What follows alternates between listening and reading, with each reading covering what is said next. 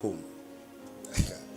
So when they now told her some things about me, she prepared me when she's going to church, and I'll be going in front with a lot of cane. At first I didn't like it, but today I thank God. So most times it's not easy to impact into the boys. As you are praying, you'll be caning and you'll be instructing. And the young boys too. It is better to know God on time. Yeah. When you know God on time, your journey becomes easy.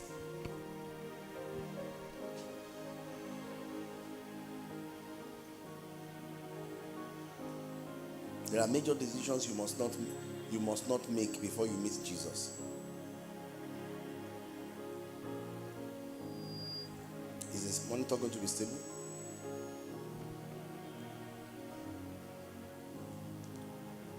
Are we connected already? So I welcome both those online and those of you in church. Reduce my volume a bit. Just reduce a bit. Thank you. Yeah. So this evening, we are taking the final part of foundation for a super productive year. Foundation for a super productive year. The last part. We've taken several instructions this January. The one we are looking at today is still from 2 Kings chapter 5, 20 to 27. Last week I taught us that we must be futuristic in our thinking. Don't just make decisions based on now, today. Put tomorrow in view.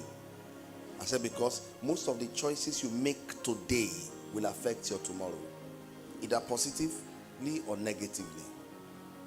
So today is the seed that carries tomorrow's harvest. Did you get it? So make sure you take today very serious. And today we are going to look at the last part. We are looking at the life of Gehazi. Let's read the scriptures first. 2 Kings chapter 5 from verse 20 to verse 27. It's a Bible study. Tomorrow, Thursday, Friday, and Saturday morning we are fasting, waiting upon the Lord, and we'll be praying powerfully. Please don't miss the 3 days. Thursday, 6 p.m. to 7:30. The theme of the fasting is double honor. Friday, 6 p.m. to 7:30. Come and pray. It's prayer all through. Then on Saturday morning at Shiloh, 7 a.m. to 8:30 a.m. Come and pray. You need prayers. Foundation for a super productive year. 2 Kings chapter 5. From verse 20 to verse 27. We're going to learn from the mistake of Gehazi.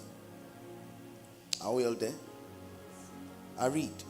But Gehazi, the servant of Elisha, the man of God, said, Behold, my master had spared Naaman, this Syrian, in not receiving at his hands that which he brought. But as the Lord liveth, I will run after him and take somewhat of him. So Gehazi followed after Naaman. And when Naaman saw him running after him, he lighted down from the chariot to meet him and said, Is all well? And he said, All is well. My master had sent me, saying, Behold, even now there be come to me from Mount Ephraim 2 young men of the sons of the prophets. Give them, I pray thee, a talent of silver and 2 changes of garments. And Naaman said, Be content, take 2 talents. And he hushed him, and bound 2 talents of silver in 2 bags, with 2 changes of garments, and laid them upon 2 of his servants, and they bare them before him. 24. And when he came to the Thor, he took them from their hands and bestowed them in the house, and then let the men go, and they departed. But he went in and stood before his master. And Elisha said unto him, Whence comest thou, Gehazi?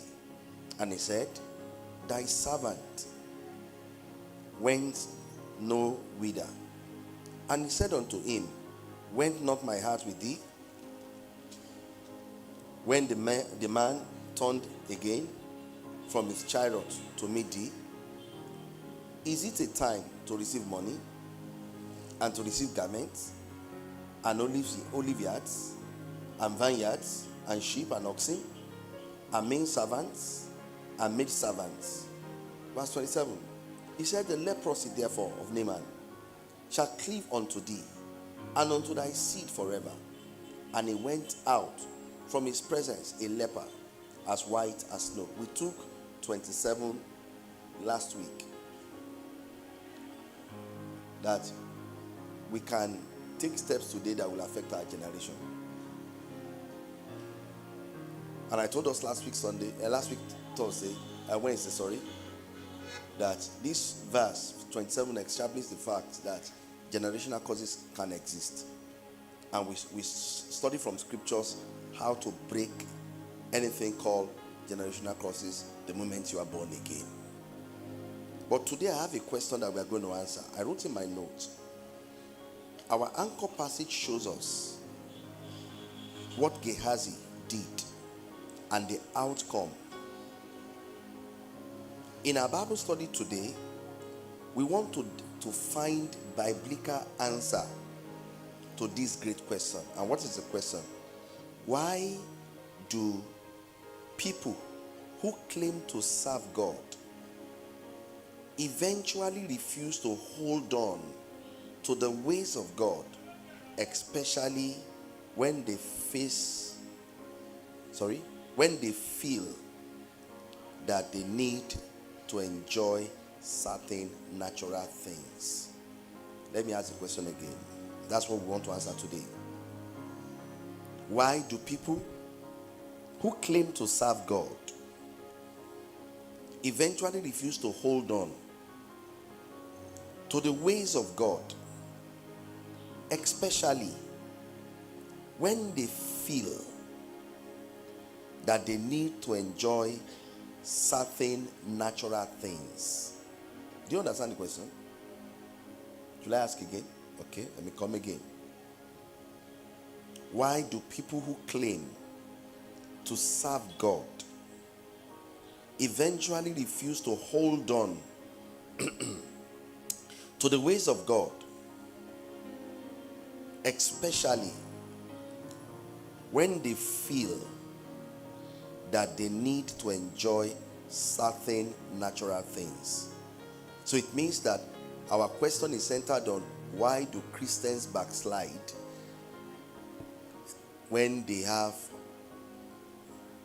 to meet the need that they desire?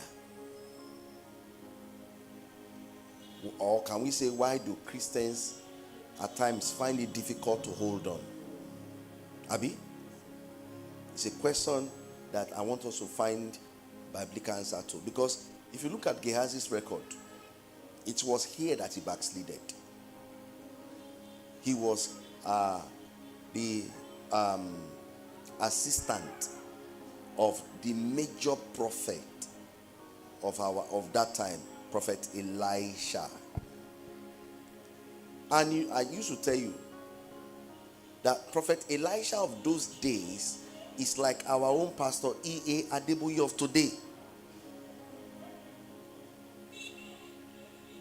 Now, those of you in the media, my monitor is not displaying picture. Any problem? The camera is not picking pictures. I didn't hear you.